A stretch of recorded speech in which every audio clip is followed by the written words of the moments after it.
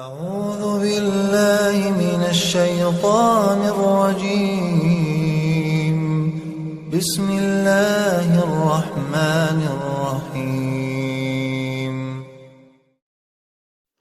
الحمد للہ وکفا وسلام علی عبادہ الذین اصطفیٰ اما بعد۔ امام ابو داود رحمۃ اللہ علیہ نے اپنے سنن میں جناب عبداللہ ابن مغفل رضی اللہ تعالی عنہ سے اللہ کے رسول صلی اللہ تعالی علیہ وسلم کا ارشاد نقل کیا ہے: لا يبولن احدكم في مستحمه ثم يغتسل فيه او يتوضا فيه فإن عامة الوسواس منه۔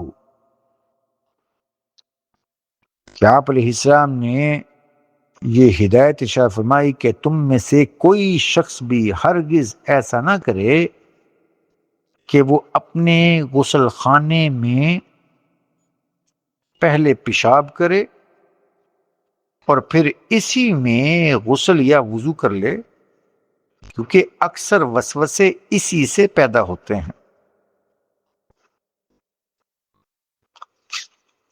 یعنی ایسا واش روم کہ جس میں اگر تو پیشاب اور پاخانے کے لیے الگ سے سیٹ ہے تو پیشاب پخانہ اس سیٹ میں جا کر اور اس جگہ پر اس خاص جو اسی مقصد کے لیے جگہ بنائی گئی اس میں اپنی ضرورت پوری کرے۔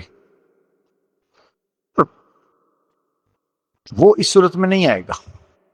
یہ تو یہ کہ جہاں پر پیشاب کی جگہ ہے نہیں اسی کے اندر پیشاب کر لے اور پھر غسل کرے۔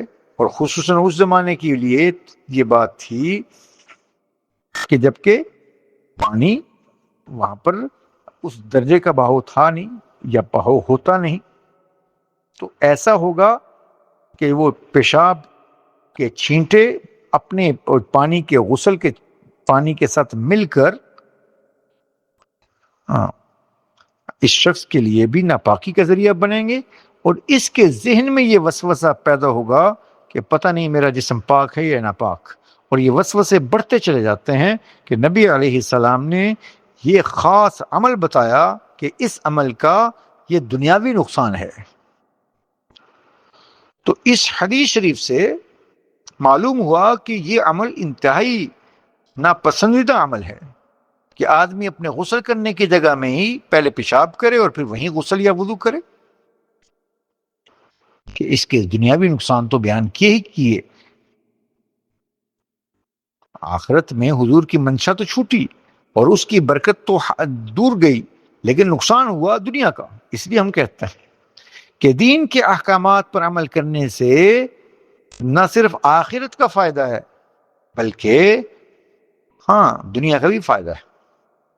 اب پیشاب ہی کے اسی مسئلے کو دیکھیے کہ بیت الخلاء کے آداب بیان کیے نبی علیہ السلام نے کہ ان هذه الحشوش محتضرۃ، یہ پیشاب پخانے کی جگہیں یہاں شیاطین کی کثرت سے آمد و رفت ہوتی ہے، لہذا اذا اتى احدكم الخلاء فليقل اللهم انی اعوذ بک من الخبث والخبائث، اللہ میں آپ سے خبیث اور شیاطین سے اور جو ہے مادہ شیاطین سے آپ کی پناہ چاہتا ہوں۔ تو دنیا کا فائدہ ہوا کہ ان کی اللہ کی حفاظت میں آ گئے اور ان کے نقصان سے بچ گئے۔ علماء نے علامہ شیلی رحمہ اللہ نے احکام المرجان فی غرائب الاخبار والجان اور دیگر علماء نے یہ بات نقل کی، اور حدیث کے بات سے بھی یہی ثابت ہوتا ہے کہ شیاطین ایسے شخص پر جو مسنون دعا پڑھے بغیر کسی جگہ پر بیابان میں پیشاب کرے تو اس کو نقصان پہنچ سکتا، لیکن جس نے مسنون دعا پڑھ لی وہ اللہ کی امان میں آ گیا۔ اس لیے میں نے عرض کر رہا تھا کہ دین پر عمل کرنے کا فائدہ دنیا کے بھی فائدے ہیں، آخرت کو تو ہیں سو ہیں۔ تو یہاں پر بھی یہ بے دینی کا کام ہے کہ وہیں پر پیشاب کرے اور پھر غسل یا وضو کر رہا ہو، تو حضور نے اس کا وبال دنیاوی یہ بتا دیا کہ وسوسے کی بیماری لگے گی، کہ بار بار ایک ہی کام کر رہا ہے وسوسے۔ ہمارے پاس دارالفتاؤں میں ایسے بار بار لوگ مسائل پوچھتے ہیں اور وسوسے کے بھی شکار ہوتے ہیں۔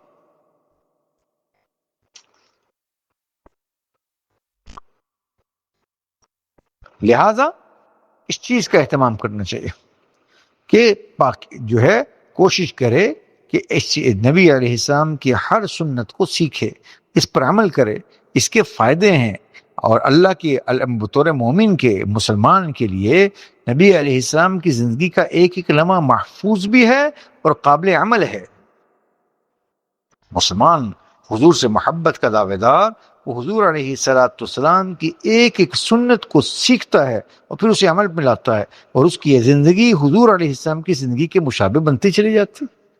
تو جیسے حضور علیہ السلام اللہ کو محبوب، آپ علیہ السلام کے مبارک اعمال اللہ کو محبوب، تو جو محبوب کی نقل کرتے ہوئے انہی اعمال کو اختیار کرے گا وہ بھی اللہ کو محبوب بن جائے گا۔